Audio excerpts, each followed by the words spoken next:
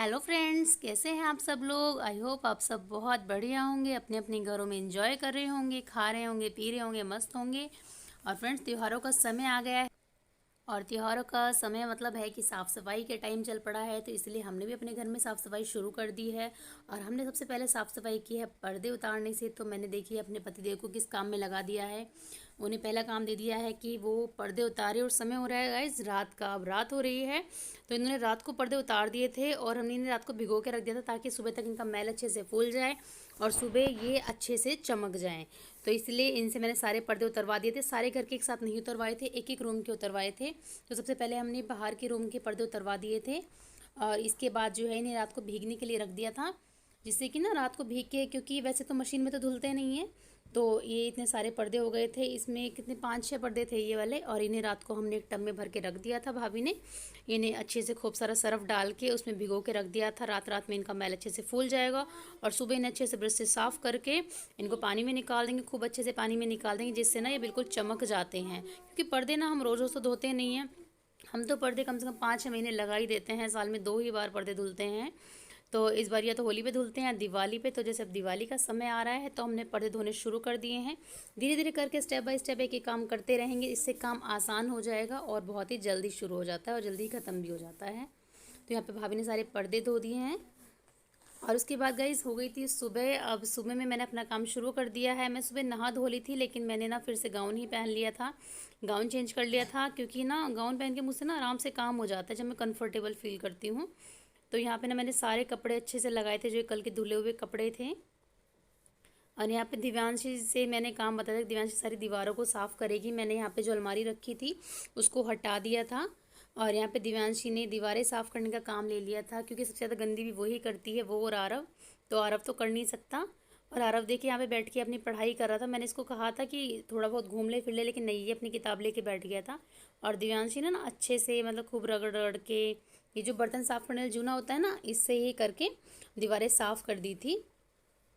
और उसके बाद में मैंने भी ना ये अलमारी हटाई थी और सारी इस अलमारी के सारे कपड़े निकाले थे, क्योंकि ना कितनी भी गंदगी हो जाती है, हम डेली साफ़ करते हैं, लेकिन डेली में ना हम हल्की फुल्की आगे आगे साफ सफाई कर देते हैं, इतना डीपली नहीं करते हैं। मैंने इसके सारे कपड़े निकाले थे, फिर दोबारा लगाए थे सारे कपड़े। और दिव्यांशी ने मेरे बेड के पीछे वाली वॉल आरव ने इतनी गंदी कर रखी थी, क्योंकि जब आरव ने लिखना सीखा था ना ABCD, तो सबसे पहले आरव ने सारी कलाकारी ना दीवारों पे ही की थी। हालांकि मैंने इसको ना वो भी ला के रख दिया था, एक वो होता है ना ब्लैक बोर्ड, वाइट बोर्ड था, वो भी ला के रख दिया था। उसके बाद भी ना आरव ने सारी दीवारें गंदी कर दी थी और दिव्यांशी ने बहुत अच्छे से साफ़ सफाई की थी दीवारों की।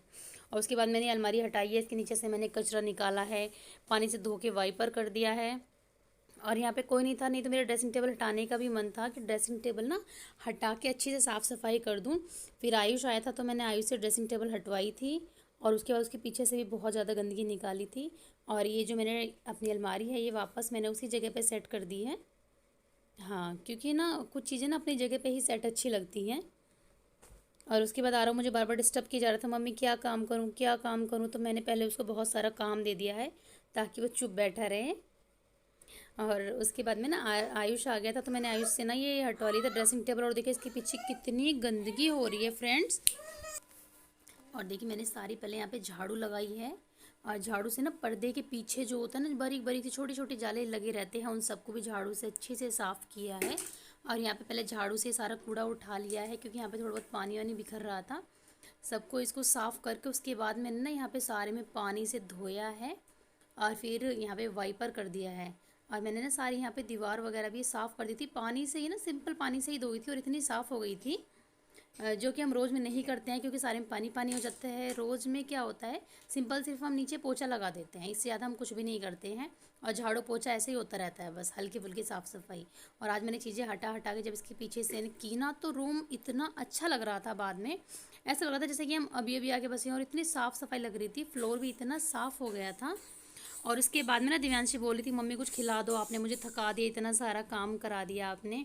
तो फिर उसके पापा जाके उनके लिए बर्गर लेके आए थे, सभी के लिए लेके आए थे। फिर चारों बच्चों के लिए लेके आए थे, मेरा, भाभी का और मम्मी का। पहले तो भाभी मना कर रही थी कि नहीं नहीं मुझे नहीं खाना, लेकिन फिर जब आ गए थे तो फिर भाभी ने भी खा लिए थे, सभी बच्चों ने खा लिए थे। थोड़ा सा ना बच्चों को भी एक मतलब मोटिवेशन मिल जाता है, उन्हें भी अच्छा लगता है कि चलो हमारे काम को किसी ने सराहा है।